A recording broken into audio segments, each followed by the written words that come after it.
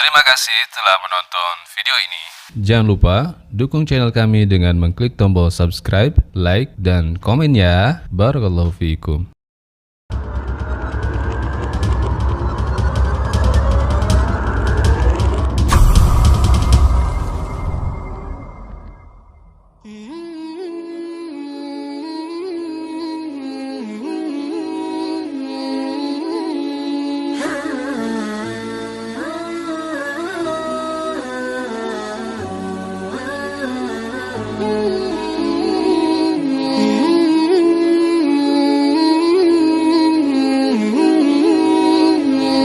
Assalamualaikum warahmatullahi wabarakatuh.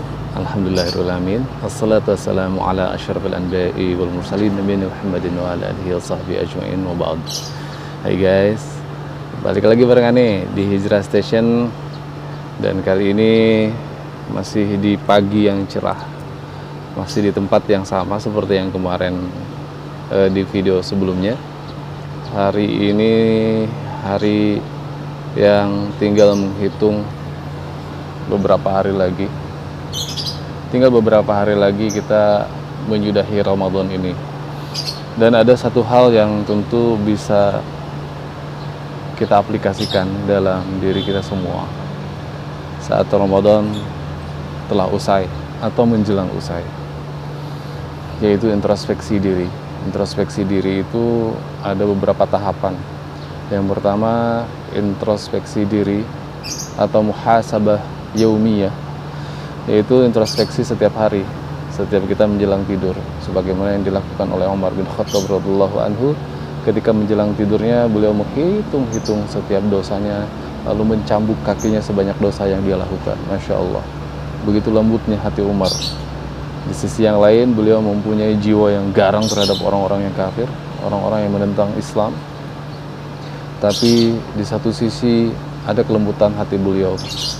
Beliau menghitung setiap dosanya, kemudian mencambuk kakinya sebanyak dosa yang dia lakukan.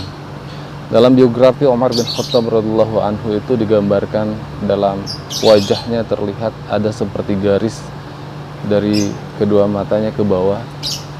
Itu karena terlalu sering beliau menangis. Menangis bukan karena susah, menangis bukan karena penyakit, menangis bukan karena corona, menangis bukan karena sesuatu yang sifatnya duniawi, tapi beliau menangis karena dosa-dosa atau merasa telah berbuat zalim terhadap rakyatnya, terhadap sahabat-sahabatnya, terhadap orang-orang yang ada di sekitarnya ketika itu. Subhanallah, di balik jiwa yang gagah berani, beliau mempunyai hati yang lembut. Itulah yang dilakukan oleh Umar setiap harinya, muhasabah. Sehingga dalam beberapa kisah kita juga sering lihat dalam video-video animasi anak-anak itu, beliau berkeliling mencari rakyatnya yang barangkali ada yang masih kelaparan. Dikisahkan di situ ada seorang ibu yang sedang memasak batu, kemudian anak-anaknya menangis hingga mereka tertidur. Itu kisah yang populer sekali, dan itu memang yang dilakukan oleh Umar bin Khattab sebelum beliau benar-benar beranjak tidur. Beliau ingin menenangkan hatinya, menenangkan dirinya dengan memastikan seluruh rakyatnya aman sentosa, tidak ada yang kelaparan, tidak ada yang terzalimi. Masya Allah. Lalu yang kedua, muhasabah itu bisa juga dilakukan setiap pekan.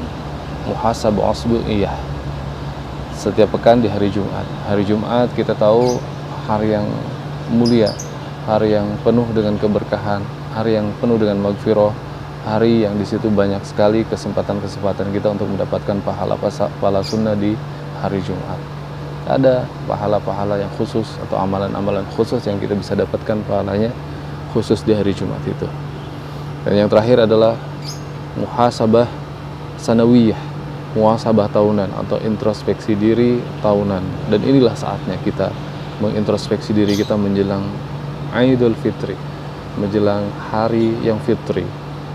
Sebelum Ramadan usai, masih ada kesempatan kita untuk memuhasabah diri kita agar kita tahu apa yang harus kita lakukan. Teman-teman semua, saya ingin menyajikan hari ini di mana kelompok kita dari 3 kelompok besar kaum muslimin. Kaum muslimin 3 kelompok ini semuanya insya Allah masuk surga. Entah Di antara mereka ada yang dimasukkan dulu oleh Allah ke dalam neraka, tapi pada akhirnya 3 kelompok ini akan Allah masukkan ke dalam surga. Siapa mereka? Dan di manakah posisi kita pada golongan itu, 3 golongan itu? Golongan itu disebutkan oleh Allah Subhanahu wa taala di dalam Al-Qur'an. A'udzu billahi minasyaitonir rajim. Tsumma awrasnal kitaba alladziina istafaynaa min 'ibadina faminhum dhalimun li nafsihi wa minhum muqtasid wa minhum sabiqun bil khairati bi idznillah. Dzalika huwal fadlul kabir. Kemudian kitab itu kami wariskan kepada orang-orang yang kami pilih di antara hamba-hamba kami. Lalu di antara mereka yang menganiaya diri mereka sendiri, dan di antara mereka ada yang pertengahan, dan di antara mereka ada pula yang lebih dahulu berbuat kebaikan dengan izin Allah. Yang demikian itu adalah karunia yang amat besar.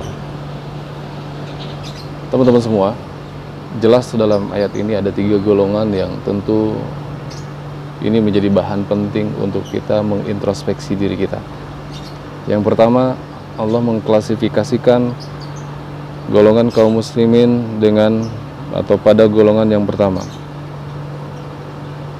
Faminhum dzalimun li nafsihi. Di antara mereka ada yang zalim kepada dirinya sendiri. Dzalimun li nafsihi ini berbuat zalim kepada dirinya sendiri. Dia seorang muslim. Dia kadang-kadang melakukan kewajiban-kewajiban, tapi juga kerap kali dia meninggalkan kewajiban itu. Dia kadang-kadang mampu menahan diri dari sesuatu yang menyebabkan dia tergelincir kepada dosa, bahkan dosa-dosa besar. Tapi kerap kali juga dia tidak mampu menahan dirinya untuk berbuat dosa, baik dosa-dosa kecil ataupun dosa-dosa besar. Allah tidak menyebutkan dia zalim kepada orang lain, tapi zalimun li nafsihi. Dia zalim kepada dirinya sendiri. Kenapa? Karena pada hakikatnya semua yang dia lakukan itu akan dia tuai sendiri, bukan orang lain. Nah, mungkin kita selama ini di bulan Ramadan ada yang sama sekali tidak merasa kalau itu bulan Ramadan. Tidak ada bedanya antara bulan-bulan Syawal, Muharram dan lain sebagainya dengan bulan Ramadan. Na'udzubillah. Padahal bulan Ramadan ini adalah kesempatan yang besar dari 11 bulan yang lain untuk pengampunan dosa kita. Minimal itu. Diampuni segala dosa-dosa kita selama 11 bulan yang telah lalu. Nah, orang-orang yang tidak merasa bahwa ini Ramadan, ini bulan ampunan, ini bulan yang benar-benar Allah bukakan pintu taubat, maka dia digolongkan kepada orang-orang yang zalimul li nafsihi. Golongan yang pertama, orang yang zalim terhadap dirinya sendiri. Alhamdulillah. Walaupun mereka dari golongan orang-orang yang masih kaum muslimin. Dan seperti yang tadi disampaikan, mereka pada akhirnya akan dimasukkan oleh Allah ke dalam surganya, terlepas dari nanti sebelumnya Allah akan siksa mereka di neraka. Dan itu menandakan bahwa orang muslim walaupun disiksa di dalam neraka maka tidak akan kekal. Tapi setelah kadar dosanya selesai, maka Allah akan angkat, Allah akan masukkan ke dalam surga. Lalu yang kedua, ada dari 3 golongan itu, yang kedua adalah muqtasid, pertengahan. Pertengahan ini bukan berarti seimbang antara dosanya dengan pahalanya, bukan berarti seimbang dengan kewajiban yang dilakukan dengan larangan yang dia jalani. Tapi al-muqtasid ini, yang pertengahan ini adalah orang-orang yang hanya menjaga kewajiban-kewajiban saja. Dia puasa wajib, dia salat 5 waktu yang wajib-wajib, dia zakat yang wajib-wajib, tapi dia tidak melakukan yang sunnah-sunnah. Dia tidak melakukan salat tarawih, dia tidak melakukan qiyamul lail, dia tidak melakukan puasa-puasa sunnah, dia tidak melakukan banyak hal yang hukumnya sunnah. Ini adalah muqtasid, pertengahan. Dia hanya mampu menyelamatkan dirinya saja, tapi dia tidak mampu mengangkat derajatnya ke derajat yang ketiga. Derajat yang ketiga adalah wa minhum sabiqum bil khairati bi idznillah. Dan di antara mereka ada orang yang mendahului dalam kebaikan. Mendahului dalam kebaikan adalah orang yang menjalankan semua kewajibannya dan menjauhi semua larangannya, dan dia melakukan amalan-amalan sunnah, salat-salat sunnah, puasa-puasa sunnah, sedekah-sedekah. Dia benar-benar konsen dalam amalan-amalan sunnah, apalagi yang wajib. Ini golongan yang terbaik, yang insya Allah akan bebaskan dia dari api neraka, dan Allah akan masukkan dia langsung ke dalam surganya yang abadi. Teman-teman semua, dari 3 golongan ini tentu kita bisa mendeteksi pada diri kita semua masing-masing di manakah posisi kita.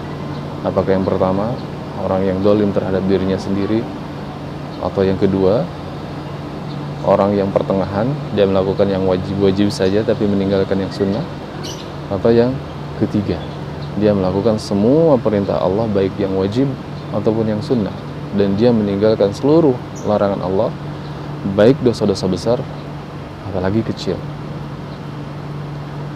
Semoga Allah menggolongkan kita semua minimal pada golongan yang pertengahan.